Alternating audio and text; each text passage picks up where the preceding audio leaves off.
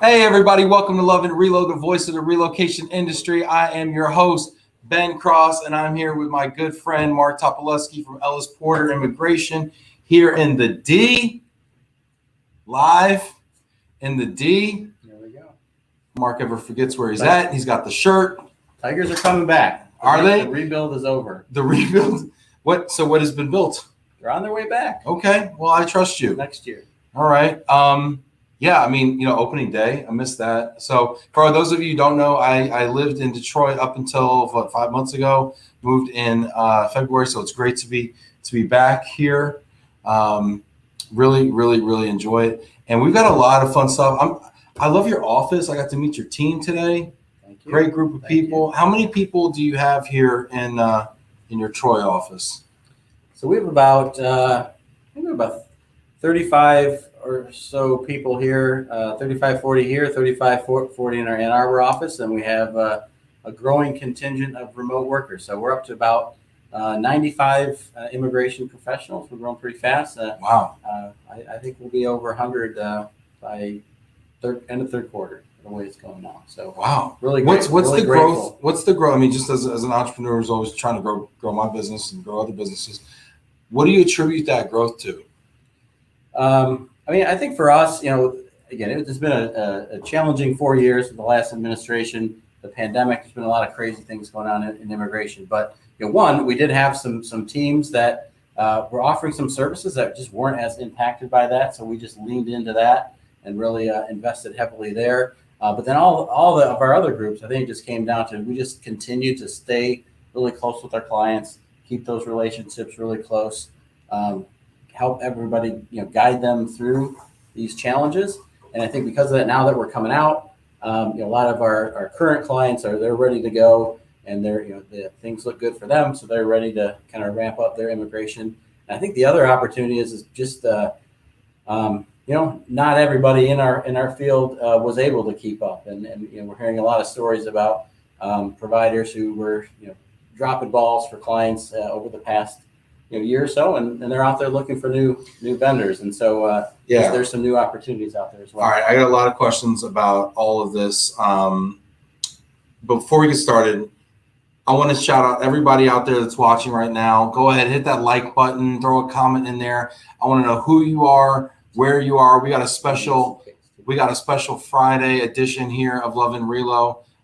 So excited! This is our fifth city in 5 days, fifth state in 5 days. It's been crazy. I'm shocked I haven't gotten a traffic ticket, to be completely honest with you.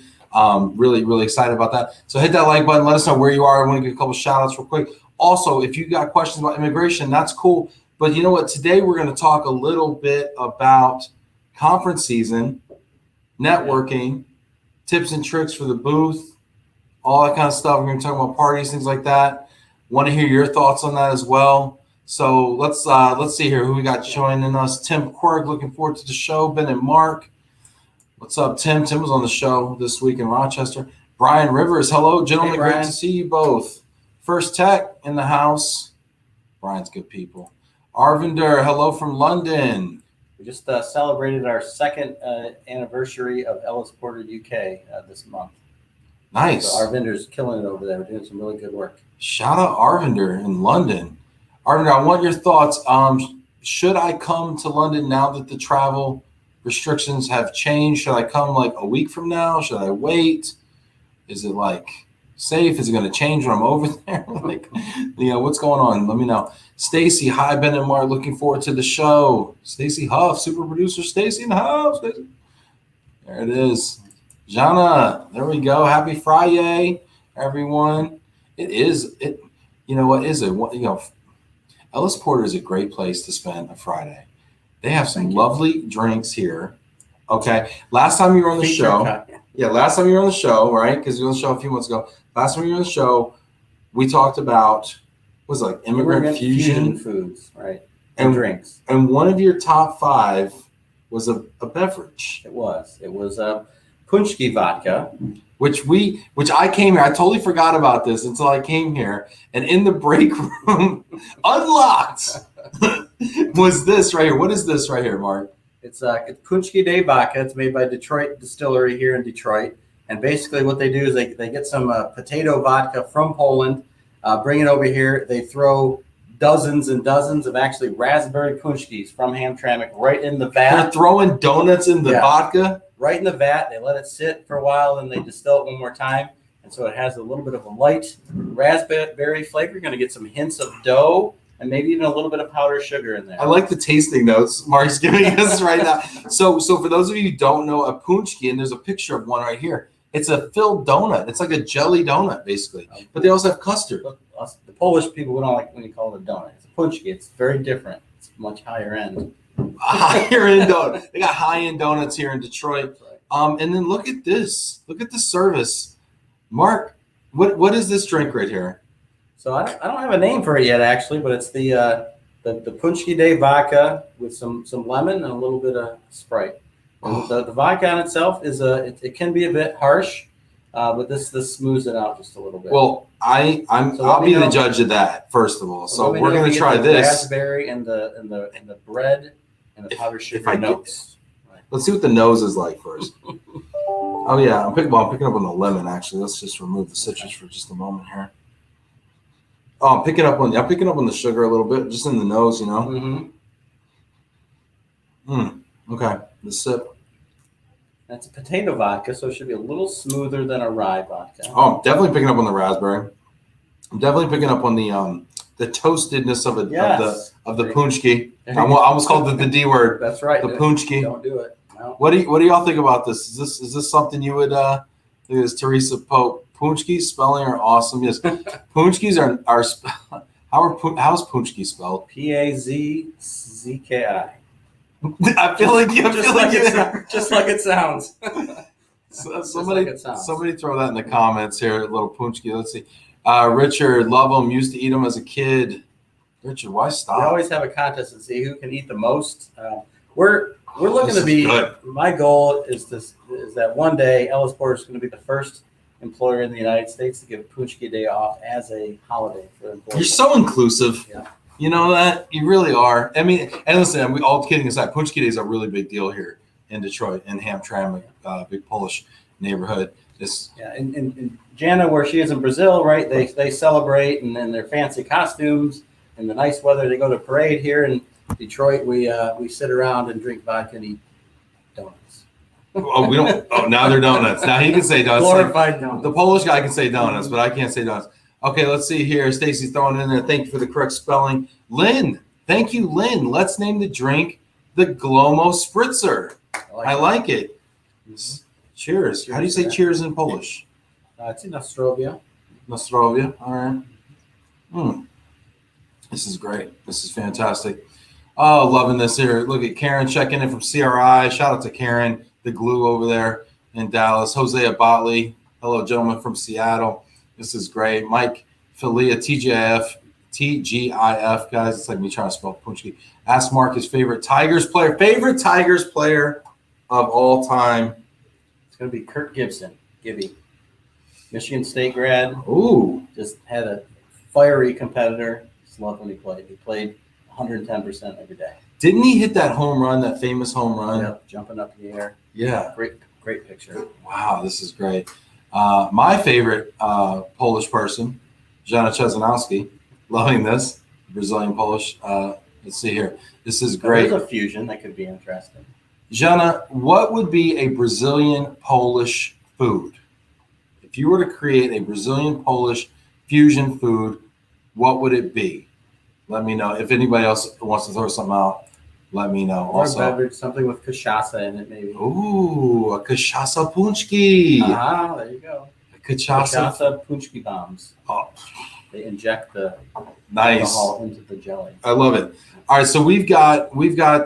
So let's talk a little bit about. This is great. So look at Sandra here. Everyone, I'm loving this topic. Can't wait for today's words of wisdom. Okay, so let's talk about this. Why are you're going to ERC in the fall? Why? Why have you chosen this year, 2021, to be your first worldwide ERC conference? Right. Well, again, it's one of those organizations. We're pretty active in AILA, some other organizations. So for those of you who don't know, AILA, American Immigration Lawyers Association. Right. And we've been involved with some local groups, but it's just an organization we just haven't done a lot with, and we thought it was a good time for us. And we've grown a lot, and we thought it was time to kind of check it out. There's a lot happening. I'm excited to get back to live events. Oh yeah, I've heard some really, really great things about it, and I think it's a chance for us to kind of get out and meet some new people, because we've been running in the kind of the same circles here for a few years, and now I think we've come out of the pandemic. Fortunately, a very different firm, bigger firm, growing firm. We're doing some exciting things, and we want to kind of expand that network. We're going to meet some new people, and everyone tells me there's no better place to do it than ERC. And people tell me there's no better tour guide to have than you. But I want to ask the audience, do I need to be worried if Ben Cross is my tour guide at ERC? Is that a problem? Be nice out Tim there. Quirk is shaking his head. Yes, be afraid. Be very afraid. Yeah, what would you think? Would I be a good tour guide? Let me know here. This is great. People are saying, yeah, I'm a little conference rusty. Give me all the tips. I want to hear what your thoughts are as with a set of fresh eyes coming into it, Mark. What are some of the things that you are curious about out there? Well, one, I just want to hear what it's all about. I mean, everybody says it's a fun event. It's a great networking event. I mean, I want to learn about the culture of the event, because I think conferences have different cultures. They certainly do. And I want to kind of understand what the culture is, for the event. Things, do they drink alcoholic beverages at ERC? Never. Okay. No, I'm just kidding. Totally, all the time. No, but not as early as some. IAM will start at 11 or noon with a bar in the expo hall, gratis. Whereas ERC is a little more 4 o'clock happy hour in the expo hall. Okay. A little more tastefully done, Right. But what's the networking vibe? Is it a lot of just small groups that are getting together? Is it very inclusive? That's because I think for us, we want to make sure, and I'm also curious to hear, what do people recommend to a newbie? Like, what do you have to do to kind of get the best experience possible at ERC? And I'm just really curious to hear people's thoughts, because I thought every conference is different. And if you understand the culture and you're talking to people who know it inside and out, and they're telling you what to do, then it can be a really good experience. But we'd love to hear, what's working from is this a conference where people doing a lot of networking, or just people catching up who are kind of in their own groups? So you got so a couple things, right? So let's start with the culture aspect. The way I would describe the culture, and I'd love to hear your thoughts in the comments too. Keep them coming. And Stacy, if you would just kind of play some people's comments and stuff as they're coming in, except like the ones that are just calling me an outright, misremember. Or Gibby is a good one. He hit that home run for the Dodgers though. That was my bad. Oopsie. Anyway, he conference. Also hit a big one for the Tigers. Yeah, that's the one I was talking about, Mike. But you remember the Dodgers one's pretty. How do you know what I remember? It's not fair. Anyway, these, by the way, these are spectacular. Okay, so culture.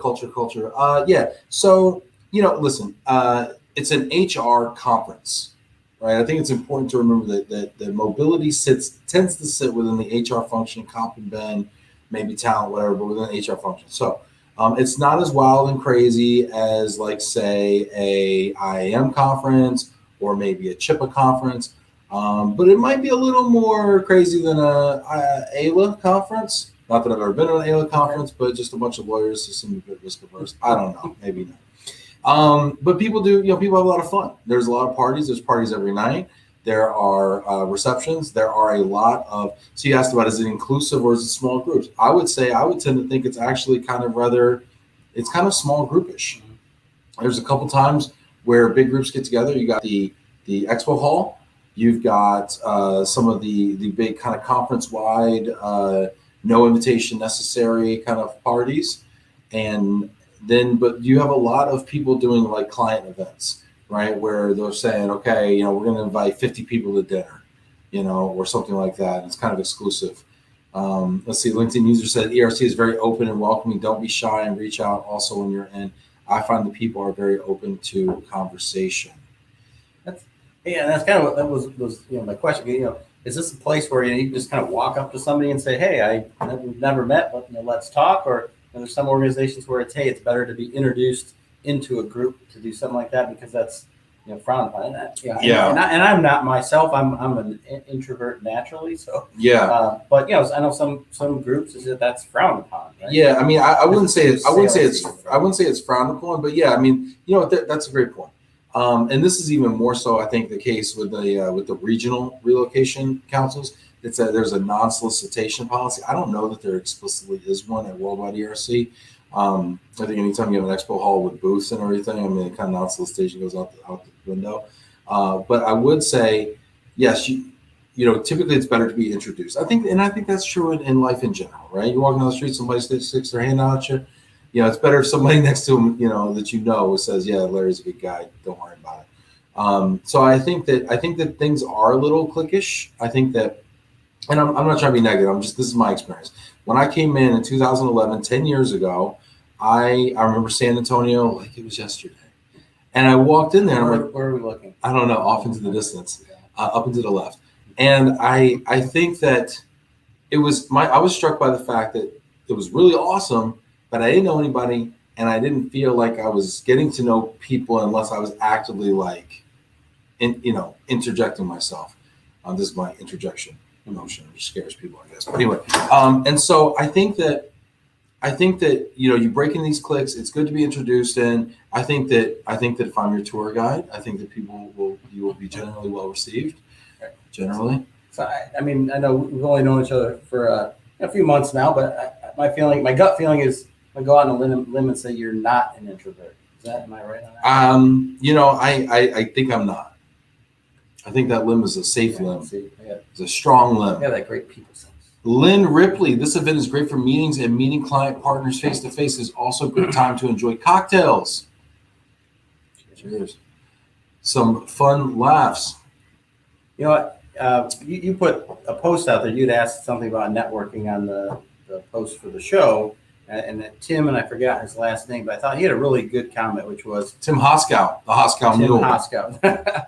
That and this, I think I share this approach, and I think it's such a great wisdom to share. But if you go into networking thinking about I want to meet someone, and then I want to try to find ways to learn how you can bring value to them, I think that's the right approach. And then if you do that, value will come back to you. Maybe never at all, but it usually does sooner or later. But I think if you give off that vibe right away that I'm in this for me, I'm trying to figure out what you can do for me, that turns me off. And I think most people are not. Yeah, and that's something that in the short amount of time that I've known you've always done on every call that we've been on. You always surprise me with, something that just totally unselfish, comes out of left field, like, hey, maybe I can help you, Ben, or someone else that we just happen to be talking about a conversation in a totally unselfish and unself-serving way. And so you walk that for sure. And I agree. And so one of the things that I would say, that I've had really success with, is if you can find a way to volunteer at the conference or at the regionals or whatever, any conference or group you go into, the best way to get into the in crowd is to volunteer. And they always need help, whether it's the registration desk, whether it's putting T-shirts under chairs at the main thing, or stuffing bags or whatever it is. I mean, just volunteer, be a hand raiser. This has come up during Sandy McKinney's mentoring series that we've been talking about. Be a hand raiser, be a volunteer. That would be one of the biggest networking tips that I would suggest. What do you suggest out there? We've got a couple. Jamie Master says, go to the smoking area. Best connections made. So the smoking area is popping. It's still a thing. Okay. I would say that the smoking area is actually the after party. So when the party's over at 10, the after party's 10 to 2. The smoking section is where it's at from 2 to whenever. Okay, and you can, so one little tip that I would say, depending on what your vibe is, if you're a night owl, that's one scene. If you're an early morning, morning riser and you want to hit the boot camps and all that, more power to you. But if you're going to go late, get yourself a bottle of wine, bring it to the room. So that way when you go down with your cigar or whatever, you've got a bottle of wine. Now, if you want to be an extrovert, bring 2 bottles of wine, right?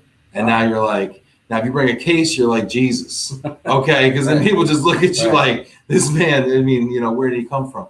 So that's a great way to meet people as well.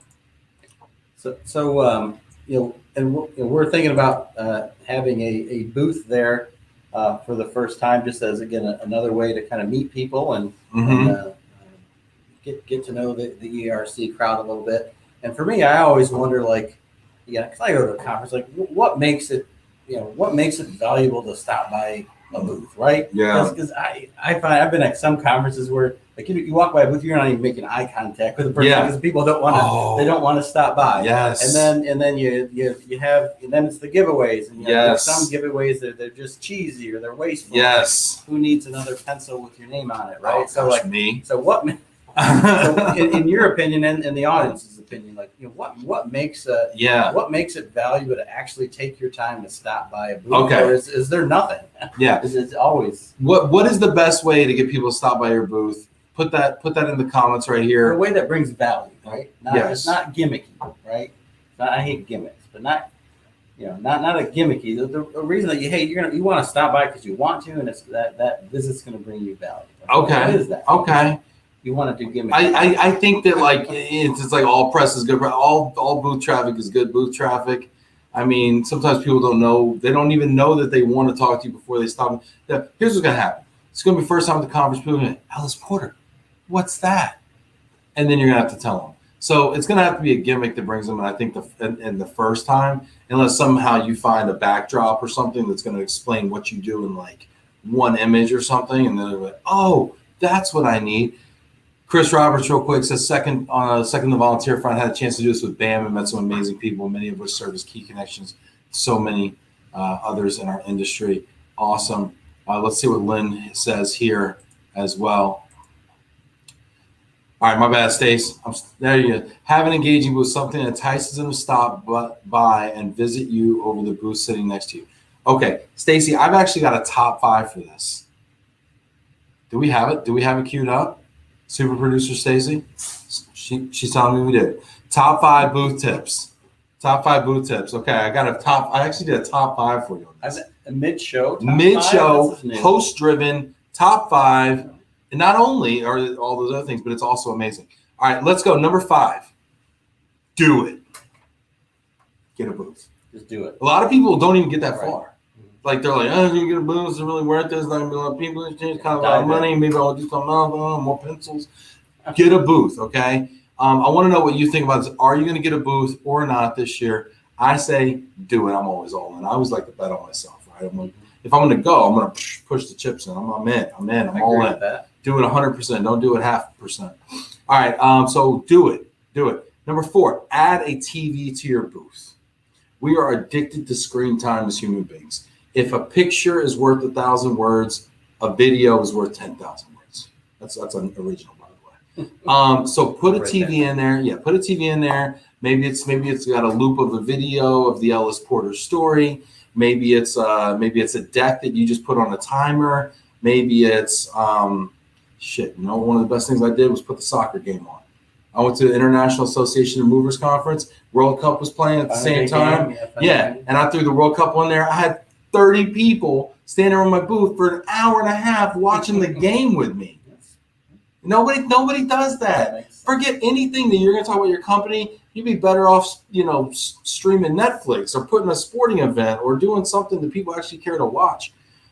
So get creative with your TV setup. You can usually add a TV to a booth. A booth will cost you, $2,000 right now. It used to be like $5,000. You probably get $2,000 for the frame and the whatever. But a little TV add-on the bracket will cost you another $150, and then the TV nowadays you can get a 32-inch, 42-inch, go big, whatever. $500 additional. Shipping the TV is gonna be the most expensive part. You can actually buy the TV. You can actually leave it or donate it. There's a lot of things there. But yeah, get a TV, add it on there, and make it something fun. You can get a Fire Stick on that thing. You can also, if you get a booth, you can also skin it with, like, say you want to do like Ellis Porter relocation or something. You want to skin it with that, vinyl, whatever. Or immigration. Did I say what I said? I said relocation. Oh no, yeah, immigration. No. But here's where I'm going with that. I actually have a plan. Okay. I know what you thought. I think it too. But no, relocation, because you're at a relocation conference. But like, say you want to have a different value prop for the ALA conference. Yep. You know what I'm saying? I think it is. That's what we're trying to learn. Is I think how people talk about immigration. Well, what I'm learning is how people talk about immigration in the mobility space is different than they talk about it in just the kind of the pure corporate immigration space. And there's just a lot of different dynamics. I mean, in global mobility, we are one. We were talking about this today at lunch. Immigration is one piece of 15 different disciplines, that are Right. very, very different. They Exactly. all have to come together to make global mobility work, and that's it's really interesting. And I'm really interested in learning more about those dynamics and how it all comes together. But I think you're right; it's a different conversation to this group than it is to another group. Yeah, let's see what some of the folks out there, say, and I agree with you. Richard says mouse mat. Is that a mouse pad? Sweets. Need energy always. Yeah, Richard, that's cool, but I think a lot of people are going to have that, right? I'm using a mouse right now, padless, sweets, yeah, maybe. I mean, booze, that's interesting. Bring a few of these little guys, little airplanes versions or something like that. That's always fun. Jamie Massler here. The best I've seen was a virtual game. Oculus is a dead ringer. Peep, the Oculus has a wow factor. I don't know, Zach. You look like an Oculus guy. You ever use the Oculus? I own one. We got Zach. So I own two. Little one up and shit there.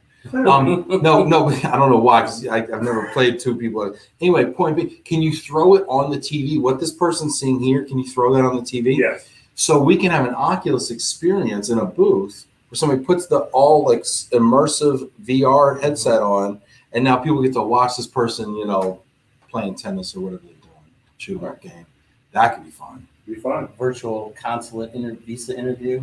Or playing tennis. Yeah, like whatever, like a virtual consulate. I'm trying to bring it back. A virtual consulate interview, yes. Okay, yeah, or something like that. Sorry, Yeah. that's boring. Playing tennis at the consulate. All right, so that's great. So, Christina, games. If you have a game that keeps someone at your booth long enough to have a conversation, you got it. Or a giveaway. I'm all about teddy bears and pens. She's a pen girl. Or a pen. Oh my goodness. What kind of pen, Christina? Just like a regular old Bic, or you got something? You know what I want to do? I'm a big fountain pen person, and you can get them not too expensive, maybe $15. And I was thinking about actually starting to engrave my logo on it, like nice premium stuff. So send it to clients or like important. I wouldn't necessarily send them all out, but yeah, I'd use that. Oh my goodness, here's one. How about a fun demonstration? People love to learn something new. Teach them how to make your Glomo Summer Spritzer. There you go. Cheers. Okay. Or even something non-alcoholic. Boo. Something that keeps them there for a few minutes but engages them long enough for an intro. Something memorable. You could hire a professional to come teach something fun and tie it back into your overall boothing. One of the best things I saw was a magician. People love street magic. You do cooking stuff there? It would Did be you have- people would hate you. You would get like a little hot, like a little saute some onions and get it going. Yeah, okay. I see that. Well, and plus the hotel's probably gonna want to sell you all the food and stuff. Yeah, they're not gonna. Yeah, they're gonna claim health department. Magician. Yeah, get David Blaine or something. Right. Like poof, you're in a consulate. Right. There you go. Yoga. How'd that happen? Poof, your visa was approved. All right, number 3. Ooh, this is a good one. Who wrote this? Be adjacent to your best friend from another industry. So a lot of people focus on being next to their client or being or away from their competitor, because it asks you, like, who do you want to be next to? Who do you want to be away? This one's good because you could be next to a client prospect or a client and really work that client and maybe have a new client by the end of the conference, or you could be next to your best friend who has a lot of clients that maybe you don't have, and they're like passing them off to you. Cross-pollination. Little cross-pollination. So you leave with 5 new clients, right? And then, of course, you're in a different vertical. So maybe you're next to a corporate housing company. And you're like, hey, you should try them. They're, best thing since sliced bread. And they're like, hey, you should try them. They're Something complementary. exactly. So we're all in Relo together, or Global Mobility, but obviously different service lines. I love that. Thanks, man. Appreciate that. You're well thought about. All right, number 2. This is the move. This is next level. This is almost should be illegal, but it's not. So they're walking by. Everybody's got their name tag, right? And it'll be like Joe in big letters, right? And this is what it's for. So you can see their name coming up. So when they say, "Hey, Zach, so great to see you," you're like, "Hey, Joe, how you doing?" Right? And like try to be seamless about it. So when they're walking by and you're standing there squeezing the stress ball from the partner next door that brought stress balls while you have the Copa on, and they're walking by and you're like, Joe, Hey, Joe, how's it going? And then you put your hand out. First of all, somebody hears their name. They look at you. They stop. They've been doing this for 4 days now, pretending they know people that they don't remember. Right. And then you have the hand up. They shake the hand. Well, you probably have some people who run too, though. Right? And nobody runs. Run when you hear your name. Run to you. The introvert. I think the introvert runs. No, you're trained to stop. Right. Appreciate your name. Dale Carnegie wrote in 1934, "How to Win Friends and Influence People." A person's favorite sound in their own language is the sound of their own language. You will hear that from across the room.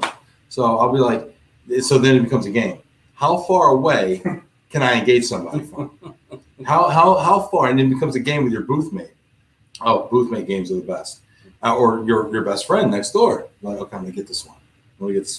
And then so they're walking by, you're like, hey Joe, how's it going? And you gotta commit. You're like, hey Joe. And they're like, no, it ain't working. Hey Joe, how's it going? And you lean in, and then they lean in, you grab the hand, you shake it. As you're shaking it, you're bringing them in. Mm-hmm. Put the hand on the shoulder. Joe, so good to see you. How you been? I'm good. And they're still trying to figure out how they know you, And then you just kind of like, how's everything over at, XYZ company? And they're like, tough year, but same, but it's looking up, boom, you're in a conversation, right? And that's how you get people to your booth. So aggressive with the name, aggressive with the lean in, but hugs committed. Hugs probably too much. I mean, hey, maybe that's the next, maybe it's like, hey, I touched the elbow.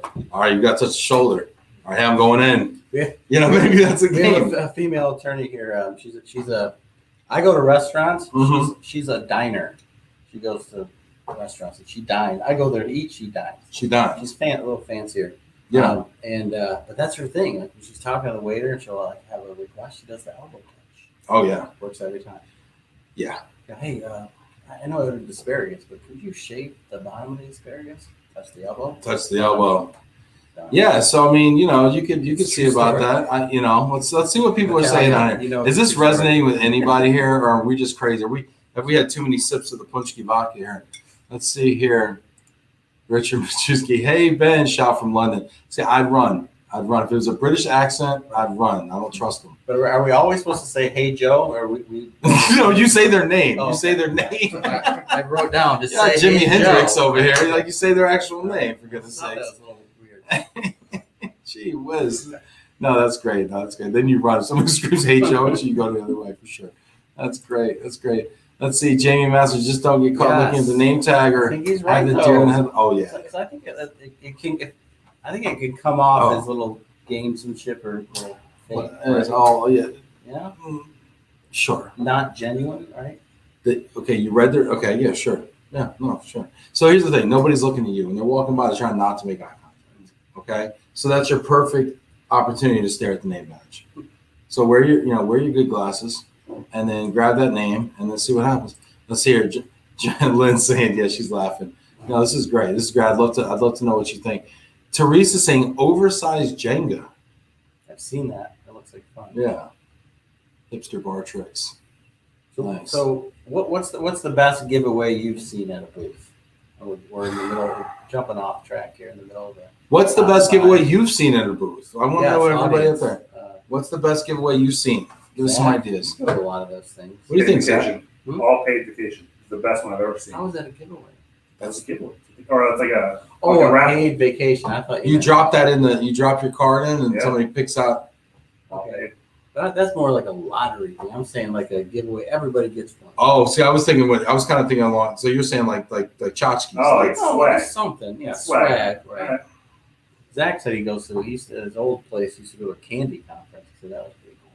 So obviously candy was big. Right, but giving away candy at a candy conference.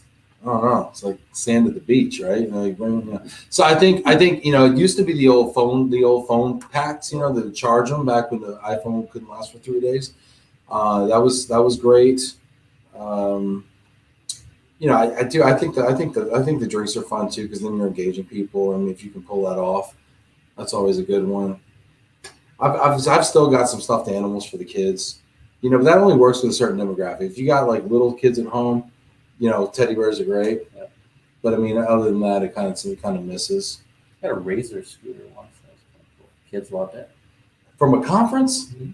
How did you put that in your suitcase? It's folded. It folded up pretty small. Yeah, I think I drove to this conference, but Maybe. Teresa Pope, oversized Jenga. I was talking to Erica Burton up in Columbus, and she won the oversized Jenga. Look at this. Look at this. Human Jenga. Is that a thing? I think that's inappropriate. I think we're not going to talk about that right now. I got to draw a line somewhere. Just kidding. I'm messing with you. Let's see. Sandra Claire. And the number one tip is. Oh my gosh, I'm just kidding. Chargers and adapters are good swag. Yeah, for sure. Oh, you know what? Those like the the Yeti, the Yeti insulated, nice insulated. The trick really is though to have you want to have a lot of utility, you want to have a lot of premium, but you need it to be small and easy to ship and carry home. I was gonna send a bottle of this home with you, but you're flying. So you can't have it. Oh, we'll see. I think if you check the bag, it's fine. I think pop sockets. My wife likes that. Yeah. Yeah, pop sockets. My cousin actually. There's the one with a loopy where you just put your finger through that. Yeah. I feel like you could rip a finger off that way. To be honest with you. All right, let's see. Number one. Sandra wants to know. Number one, get a scanner. Get a scanner. Now, this is especially true for A police scanner. You should also have a fuzz buster, but no, you should get a scanner for high volume conferences. So like when you go to SHRM, what are you scanning? Business cards? you're scanning badges. So in lieu of business cards, which I frankly don't have any business cards. Think about this. You changed jobs within the last 2 years. You haven't reported to an office. I bet a lot of people aren't going to have business cards. Good point. Right? And so you need a way to take a digital business card here. Lynn's loving the jokes. Thank you, Lynn. Aren't some of the conferences now just providing that? Like you come with the badge, you scan, they give you a scanner. You're scanning the barcode, you're getting some information. Usually you got to rent them for like about $150, $200, something like that. And then what it'll do is you scan, so if somebody comes up, Joe comes up, even if he's within like 2 feet, still kind of clicking. And then you get the export.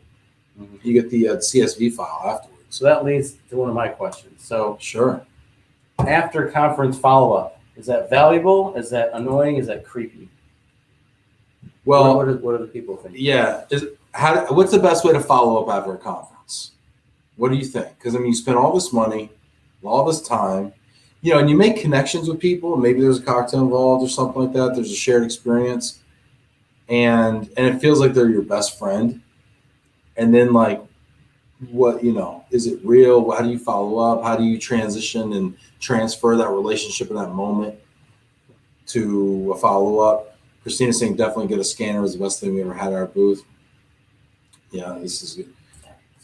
Need in-person conferences running out of potato chip bag clips. I don't know why that made us both chuckle so much. We're all out of chip clips. Right. There you go. There's your answer. Chip clips. What are those about? $1.25 a piece, maybe. They're cheap. Well, that's the other thing. How are people feeling about? I'm excited to go back to an in-person conference, but I know everybody doesn't always feel the same way. So curious to know like how people are feeling about like, hey, I'm excited to get back in person, or do I still have reservations? Yeah. Good question. Richard's over here talking about giveaways won't really be valued, will they? Stuff with logos. How can you stop and engage people? Let's see. Jamie's saying the light up ice cubes were really cool. I don't know that I would. I think I would use those once at the party, like at the evening party, and be the cool guy with the ice cubes. And then that drink's getting left. I'm not rinsing the cubes and then getting on the bus back, and then wife's like, why is ice cubes light up? We've been hanging out. That's not a conversation I'm trying to have. Francine Dresty, or you could ship something to their home. Ooh, I like that idea, actually. Yeah. Instead of having, all this kind of trying to do your swag there, get some contacts and send them a really meaningful gift with a follow-up. I love that idea a lot. Handwritten note. Little high premium gift. And then you have a lot more flexibility what you do, because now you're mailing something. You can send them food. You can send them a gift basket. See, I love doing things that are super personal. Be like, hey, around the office here in Detroit, Kunski Day is a big deal. Hope you enjoy this. We like to drink it around the office sometimes, Tuesday, 8 a.m. Hope make yourself something. Handwritten note from Mark. I mean, that's gold. Great job, Francine. Thanks, Francine. See, and that's something that's kind of old school, honestly. Yeah, write that one down. That's kind of old school, but I mean, that's killer stuff right there. Mhm. So, I mean, I think that's another thing I would say too. There's these old school principles of, in my opinion, handshakes and hugs, handwritten cards, ship something nice, thoughtful to them, personal. All that stuff still plays really well.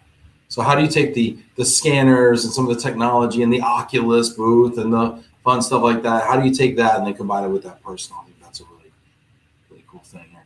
Viva, great conversation, old school. Yeah. Francine says you ship to the home will be more memorable. Plus 100% of the stuff you give them actually makes it back with them. Yeah. You know how many times I packed up a box full of tchotchkes? Less than half the time. Because then I got to go to FedEx. I got to ship it. I'm like, do I expense this? Do I eat it? It's $80. Is it worth $80? Probably not. The line's long. I'm out of here. I mean, these are conversations I've had with myself many times. I think that's a home run idea. Yeah, for sure. Ben's 100% leaving with that box. Thank you, Jamie. You know me too well. Let's see. Christina, good thing about fall conferences, holidays come right after. Send out the cookie tins, candies, or a swag box. Yes. Yes, man. People know what's up out there. Hit that like button. Like these comments if you're watching right now. Appreciate everybody hopping into this conversation. This conversation is so much better because you're here. It makes it so much richer. What other questions do you have, Mark?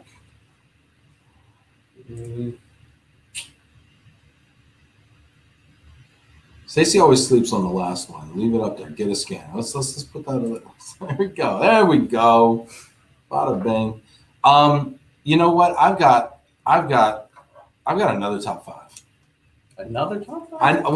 I'm drinking, Mark. I got another top 5 here, and let me break it up. Let me break it up first. I want to understand, because I want to talk about networking a little bit. We talked about the booth and how to rock the booth. Let's talk about networking. Who are you endeavoring to meet? And maybe people out there know some people like this, and maybe they even be so kind. I know our community; they love to help people out, especially newer people to the Worldwide ERC kind of circle and everything. Who are you looking to meet out there? What types of people? I mean, again, anybody who has their hands in immigration, obviously, because that's what we do. But we think we fit a really specific niche, and it's these companies who have mid-size immigration programs. There's the companies who have the really massive, large immigration programs. They're working with some of the bigger firms in our industry, and that's a good fit. And then you got some people with really small programs who work with small. But I think in the middle tier, you find a lot of companies who they like a lot of the bells and the whistles that come with some of the bigger firms, but ultimately they're a small fish in a big pond oftentimes with those firms. And so we think that clients in that kind of mid-sized program are sometimes they're open, they're looking for alternative, so they can get kind of the best service, the best in technology, the best quality lawyers, but actually not lose the personal attention. So I think for us, it's trying to find people who are in that kind of mid-sized, have mid-sized immigration programs, RMCs that kind of that mid-sized RMC who don't do a mega high volume of immigration, but they do some, but that personal service is still a premium. So mid-size program or RMC, kind of, would you say, customer centric, employee centric, person driven? Absolutely. Yeah. Kind of service is a priority there. Okay. All right, cool. So if you know anybody like that out there and you want to either shout them out or DM Mark, do that. So with that in mind, where should Mark spend his time? Understand that. Where should Mark spend his time? And your team, how many people are you thinking about bringing? Roundabout. Like maybe four to six. Maybe bring some of our crack content team. Really good. Yeah, you said crack content team. Yeah, like good. Not like crap. I don't use it. Crap. That was a bad choice for one. It's okay. Gotta make content about everything. But I'll say, while everybody's thinking about that, and I would appreciate any ideas on, how to make the right kind of connections. I know it's a big place, it's a big group. While you're thinking about that, my other question is what is everybody's best or their favorite Ben Cross ERC conference moment. And I'm sure everyone has one, and I'm sure they can share it. Man, that was You didn't see interesting. that coming, did you? We did not prepare. We did not prepare that. Nor did we approve that. Can we edit that? We can cut that in post. So if you have a favorite Ben Cross ERC conference moment, You also don't have to answer that. You can answer that. You can put that in the comments. Enjoy yourself. It's your world. But I don't, let's keep it tasteful. Let's keep it tasteful here. Okie dokie. Oh, this is going off the rails. All right. Jamie's saying go to the gala, Mark. What's the gala? Why would he go to the gala, Jamie? What's at the gala? Thank you, Lynn. Way to class up the joint. You never heard what happens at conference stays at a conference. Okay, fair enough. Thank you, Lynn. You saved me. You saved me there, Lynn. What is the gala? So the gala is the Foundation Gala. So the Foundation Gala is an event that is supporting the Worldwide ERC. Well, it's the Foundation for Global Mobility. It's basically the charity arm of Worldwide ERC, and they do a fundraiser. And it's kind of it's not black tie, but it's a little more formal. They usually do kind of a silent auction. It's a little like kind of some of the big wigs. Companies oftentimes will sponsor a whole table. Maybe an 8-top table. Invite some clients. It's kind of ticket only. It's about $150, $175 a person, typically. Jamie says all the C-suite execs are there, and it's a great cause. Love it. That's a good point. Let's roll into the parties. Let's talk parties, right? Let's stop beating around the bush. Networking. You want to talk networking? Let's talk parties. Parties are where it's at. I made a list of a top 5 best worldwide ERC parties of all time. Now, these may or may not be specific parties in a given year, but it really probably are more often like a company or a style of party. Right. That I just like. When I look back, I'm like, do it right. Y'all did it. Y'all nailed it. Top 5 best worldwide ERC parties of all time. And I want to know what you think out there. Throw it in the comments. Do you agree? Do you disagree? Did I miss somebody? Did you have a party that didn't make it and I'm just a jerk? Let me know. Wow, I'm really out there. All right, number 5. The US Bank Mixology Party. This was a few years ago. I want to say Atlanta, might have been DC, who knows. US Bank did a mixology party, and it was like in this really cool mixology bar, cocktail bar down in the basement. And it was neat. It wasn't a big thing. It was kind of invite only. It was kind of intimate. A lot of corporate folks there. A lot of really really cool supplier friends there. And we gathered around a bar like in 2 different waves, and we each made 2 different cocktails. So we made a cocktail. The next group goes. We enjoy our cocktail. Then we go back. We make a second cocktail. We enjoy the cocktail. We come back. And that was so much fun because I like to make drinks. I like to cook. I like to do things with your hands. Plus, you're like sitting next to other people and you're drinking, and then people are laughing across. I mean, that was just a great mix of, alcohol, doing stuff with your hands, team building kind of stuff, humor, just the whole 9. Really well done. Were they making Glonos spritzers? Not at that time. They were not. This is far better than anything I had that night. Let's see. Hold on. Lynn says, I was at the US Bank Mixology Party, and it was a fantastic event in location. And thank you, Lynn. I appreciate you validating me because you never know. You just never know. You never know. Thank you, Lynn. Maybe misremember. I misremember often. Number 4, Glomo after parties. Okay. Well, this is looking into the future. Right? This is new-ish, right? The spirit of the Glomo after party has been going for many, many moons. But it was more kind of along the lines of what Jamie was talking about, where wherever people might congregate and smoke cigars or whatever, usually after the bar close, which is inevitably is too early. It could be midnight, it could be 1, it could be 2, whenever it is. It's always too early.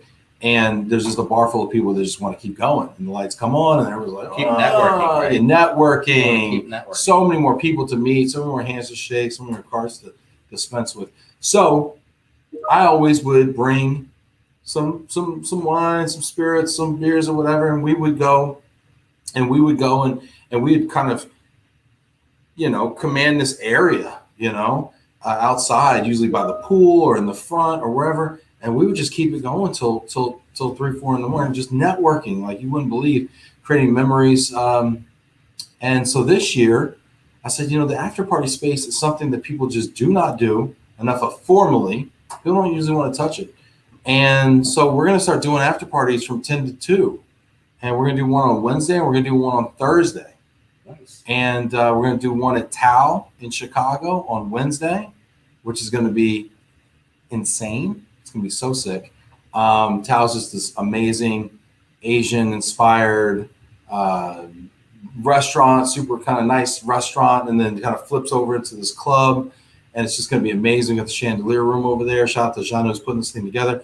And then on Thursday night, we're going to do Redhead Piano Bar, which if anybody's been to Chicago at any relocation event, the party always ends up at Redhead. So it's going to be open bar from 10 to 2 there. So if you're interested in sponsoring that, DM me, because we are looking for sponsors right now. It isn't cheap, but the good news is half of whatever we get in, well, basically anything that we don't spend on the party is going to go to charity. You have a charity identified yet? We got 2 charities. We got Move for Hunger, which is everyone knows who watches here, and the other one I'm not sure yet.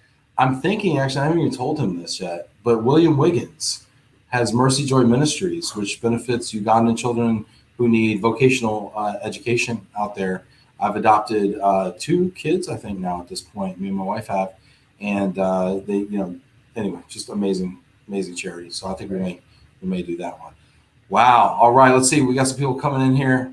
Mike Falia, back in the day, the Oakwood party was always a must-attend event. Mike, did it make it? Stay tuned. Christina, check out if there are any RMCs doing a give back event, food bank, soup kitchen, girls shelter, etc. Anyone doing these? I have a list of these events also. I will tell you what, Plus Relocation always does an amazing give back event. Wells Fargo also incorporates an amazing give back, usually like Habitat for Humanity or some sort of a hunger relief charity. So that's always awesome. So check that out. Jamie says the speakeasy in Atlanta where you go through the phone booth and have to give the passphrase to get in was incredible. Who sponsored it, Jamie? I do love a good speakeasy. Are there any good ones in Detroit? Can't tell you. I did not see that coming. Lynn says the Oakwood parties were legendary. Miss those days. Number 3, this year's Foundation Party, the Gala. Okay. I walked this event venue a few months ago in Chicago. It is at the Offshore, which is the largest rooftop bar in Chicago. It is right at the edge of Navy Pier, so you're looking like out on Lake Michigan. It is fancy. It is big. They've got indoor, outdoor. There's fire elements. There's going to be a live band. Typically, the gala party, I'm not going to lie, can be a little stuffy. Can be a little flat. You said it's seriously black tie? It's not black tie, but it's like, not golf tie. Shirt, not golf. Not Tiger's golf shirt. No. Maybe Cubbies. I don't know. But it's like, people dress up, it's like tux if you got it, but it's, it's like, okay, people dress up nice. Women typically wear kind of a nicer dress or a gown. Men typically wear a suit, tie, or a tux if they got it, Quick sidebar. What's the dress code at the event generally? Just hanging out? Typically shorts and flip-flops. Really? No, absolutely not. No, it tends to be a little bit more of a formal, thing. Typically men wear suits, jackets. Some people are wearing the company polos, especially like these, kids these days, the newer companies, especially those tech companies and stuff. You'll see some hunger relief charity founders wearing T-shirts and sport coats, jeans and sneakers, with a jacket. Leaning formal a bit. It almost sounds like. Yeah, you want to wear a jacket. I tend to wear a 3-piece suit because You're GQ. I look better with more clothes on. That's generally my rules. So that morph suit, that's out. That's the bad idea. The full green morph bodysuit. Oh, the green screen suit. Well, unless that's the theme of your booth. If you have a green screen in your booth and you can transport people to a concert far, far away, Maybe. To play tennis. To play tennis, that's right. So yeah, check out this year's Foundation Party. It's probably the first year that I ever recommend people going to the Foundation Party. But this event is going to be dope. And I know the people that are throwing it. Shout out to Bob Portali and some of the people that are on the foundation. I think Jen Breen's involved as well. I'm not sure about that, but I know those people. They're from Chicago. It's going to be really good. I know it. How's your Kunski spritzer? How's your Glomo spritzer? It's almost gone. Well, we do need to taste this thing without the Sprite and the lemon. So it's a little harsh. It's a little harsh. Well, Number 2, the Quicken Party. Hey, that's a Detroit company right there. That is. And you know what? It's now called Rocket Mortgage, but nobody calls it that. Everybody still calls it Quicken. And you know what? Rocket Mortgage is never throwing a party. So it's the Quicken Party for now. After this year, I will probably call it the Rocket Mortgage Party. But the Quicken Party is litty, as the kids say. It is off the chain, as my generation says. And it's just amazing. They really spare no expense. You know what I love about this party is everybody's invited. You don't need to have a ticket. You don't need to know somebody. You don't need, you're talking about inclusive versus this is a truly inclusive party. It's open bar. They oftentimes have really great entertainment. There's always a little entertainment, like a little photo booth, and always something that kind of makes you feel something to engage with. I think in Seattle, they did it it was in Boston. They took over some sort of an indoor market, which was really kind of crazy. Before that, they took over some sort of almost like a warehouse space. Remember, was it in DC, some Atlanta, some amazing. They had one that was like a party that had like a contortionist and a trapeze artist, and I think there was a snake people were petting and all sorts of stuff. So the Quicken Party, sushi, always Quicken good does it food. right. I always think they do things right. They do things right. They really do. They're very thorough. And shout out to the team that puts that together over there. Who's the one? Who does anybody know the lady that has always put it together? She's not doing it this year. It's not Ashley, is it? What's her name? Throw it in the comments if you know. Yeah, Jamie says always the Quicken Party staple of the conference, for sure. Let me know what your favorite party is. Throw it in the comments here. Like any of these that you think were amazing. And now I think we have number 1. Are you ready for it? That came up, the Oakwood Party. The Oakwood Party. This party has not been around in, fact check me, but I'm going to say 5, 7, I don't know, years. It's coming back. And people are still talking. No, this company doesn't even exist anymore. I don't know, maybe it does. If it does, I'm sorry. So this is number 1 and it doesn't even exist anymore. This is on the back in my day, the Oakwood Party. This is that good. It was the bee's knees. It was the knees of the bees, okay? This party right here, I remember, I told you my first one was in San Antonio on the Riverwalk, and they rented out some like 2-story Mexican restaurant bar situation. I went with Ed Melton. Shout out to Fast Eddie from Saginaw. And I went with him there, and I was blown away. I was blown away that this amazing party was free, first of all. Is that why they're out of business? Talk about we're getting dicey. Okay. We're getting dicey. I don't know Oakwood. Mike Foley of the Oakwood Party in New Orleans about ruined me.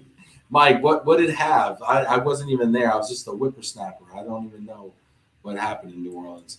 But yeah, so I went in and I remember there was a photo booth and it was and I love Mexican food. I love all it's just such a fiesta.